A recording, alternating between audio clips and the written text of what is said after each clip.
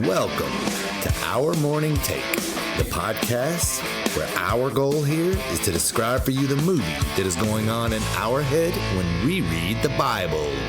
Good morning, everybody. My name is Frank Johnson. And I'm Abraham Lawrence. I'm Nick Seaman.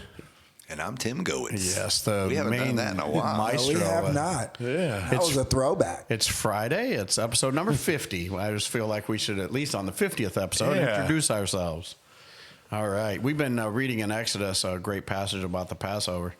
And we kind of want to take a look at it in detail a little bit today because there's really no more important event on the earth that's ever happened up to this point than Passover. And then it's going to remain that same way throughout eternity. When Jesus gets his disciples together in the upper room, what are they eating?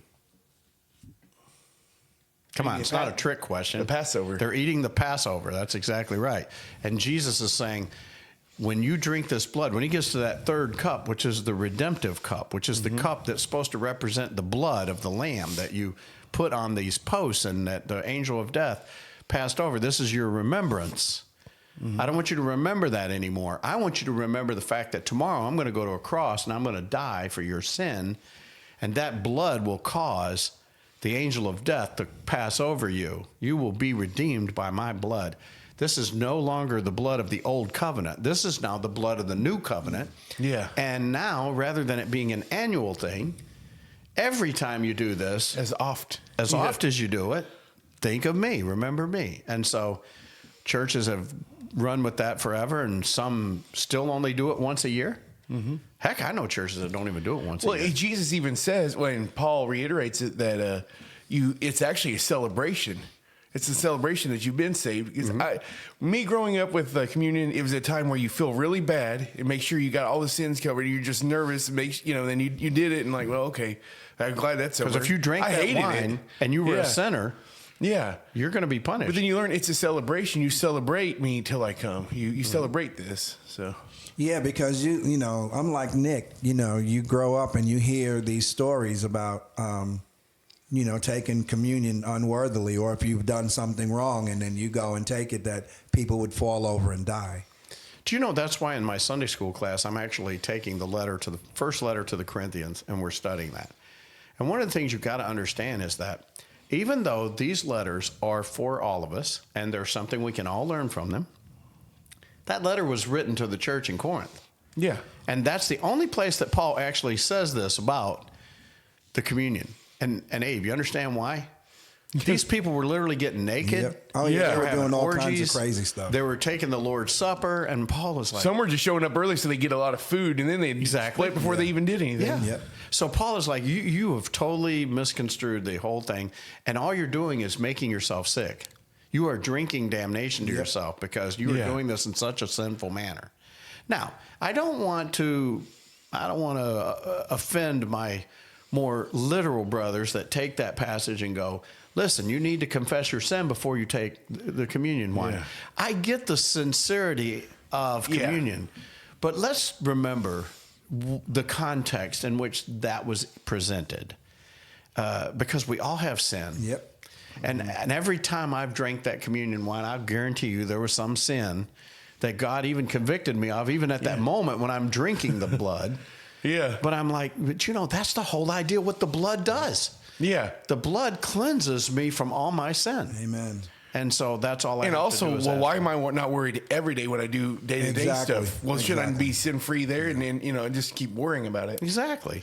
So sometimes churches heap too much guilt onto us that it's not necessarily. I hated needs to communion be. when I was a kid. Yeah, it used to stress Plus the me crackers out, are really too. stale, but It used to stress me out too. Yeah, did it really? Ed? Yeah, when I was you're a little kid, Yeah. and somebody's telling you that if you do wrong and you take communion, you'll die. So I'm like, okay, I'm going to be good. So you have to take out fire insurance, right? I like how you said last week that you'd never heard of fire insurance. You really, and you grew up in the Baptist church. Come on, man. oh yeah. Anyway, so Good times. more of this passage. So anyway, the lamb had to be a perfect lamb because without blemish. And spot. Because Jesus was perfect. Amen. He was perfect. He didn't have a blemish or a spot. And we all know that this lamb is the predecessor of Jesus Christ himself. Everything in the Passover meal points towards Jesus. And it's so descriptive, even in verse. You got to stay up on your mic, bud. In verse 9, where it says, "Eat of it not raw or sodden," which means boiled. And you have to roast it and eat the insides as well. Yeah, the whole lamb. The whole thing. Even though I'm sure some of that was not very appetizing. But you know what? That's the whole idea of accepting Jesus. Yes. Not all of it's so appetizing. Yep. Not all of it is, what did you say, Tim? You do this, it's not all, what do you call it? Peaches and cream. Peaches and whatever, roses. And Sunshine and rainbows. Sunshine and rainbows, that's what it is. Yeah, it's not all like that. You got to eat the liver along with it, right? Yeah. And that's not so wonderful. But that's the way we are with Jesus. Yeah. We take the whole thing. We take it all, because it's not going to be the greatest life. It's not going to be wonderful all the time. In fact, many times, and Nikisha touched on that the other day, and it moved me so much in the way she said it. This whole idea of, we're in Christian ministry, and people can sometimes treat us so badly, even though they don't even know they did. And some do, and they know it. Yeah, well, that's true too. Yeah. That's their mission. Yeah. Yep. And they just don't care. But yet we still just have to plod on. We have to. Yeah, and it becomes almost like a stumbling block, like you feel guarded, like I don't want to help Susie because of what she did. But think about how many people Jesus healed and never even came back and said thank you. Yeah. Isn't it easy to just get cynical? Yeah, absolutely. And say, yeah, I'm all done with this. Yeah. And I was always afraid when I left Hands and Feet that that's what people might think. That people might think, it just got to me. But it really wasn't. It just, for all of you out there that listen on the podcast, it really was just a financial decision. I mean, I could not see throwing away $2,000 every month into what we were doing when we could go somewhere else and actually still continue on with the ministry and do what it was that God wanted us to do. It just became a financial hardship, to be perfectly honest. And I don't think God wanted that. So, I struggle with those same thoughts, though. But no one thinking, forced me out. No one made me quit, But I think I struggle with the same thoughts, because I think, what are people thinking of me now? Because I'm like... Because you're not a pastor? Yeah, and I'm just doing photography. Yeah. Like, I struggle But you're not. Well, I know I'm not, but I know I'm not. I know that. But I think, in my mind, I'm thinking, what are they thinking? Mm-hmm. What are other people, especially people that I used to minister to and with? Right. But Jesus gives us a lot of encouragement in that, Tim, and that's the fact that we cannot worry about what other people think. Yeah. We got to worry about what God thinks. And you know what you're doing, and God sees your heart. And he knows that it's not just you're doing photography. Yeah, and you just, you look at the fruits of your labor. Yeah, because you drive for Cameron Bryson, and then go down the list. Yeah, you drive for Uber too.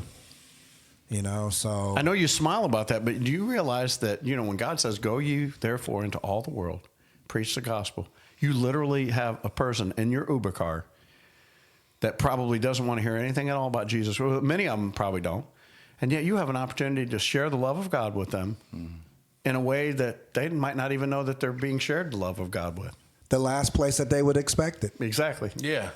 Do you have anything that you have ever run across, like you realize that was divine, why this person got in your car? I know I put you on the spot there a little bit. I didn't mean to. Not like divine in the sense of probably not what you're thinking. No. Well, you know what I'm thinking. Honestly, because the Uber rides are so short and like. No, sometimes. All of my rides are short because I only take short rides now. Get out. Yeah, because somebody was out. telling me there's even a thing in the app where do you want conversation or not? Is that true? Oh, that's cool. Is that true? I actually had it pop up one time that the passenger, their preferences was a quiet ride. Were they deaf? And a cool temperature. I actually took a screenshot Frank, of it. really? Well, I'm turning the heat up, and I'm going to tell my life story. They could have been deaf. I don't know. No, they said they liked it. I'll have to look, see if I still have it. I actually screenshotted it because I looked at it. I was like, what the heck? This ain't no 5-star limousine. Yeah, just think, when you think about it, get. it kind of makes sense. You just came off of a flight and, you just want to you just came back from a business trip. You don't want to hear, because some cab drivers can be some chatty Cathys. And, you know, they want to talk to you all the way to your destination. And some people don't want to hear that. And sometimes they're hungover. So you know what you got to do? Go to church. I like that. Got to go to church. I see what you did there. All right, we'll see you guys next week. All right.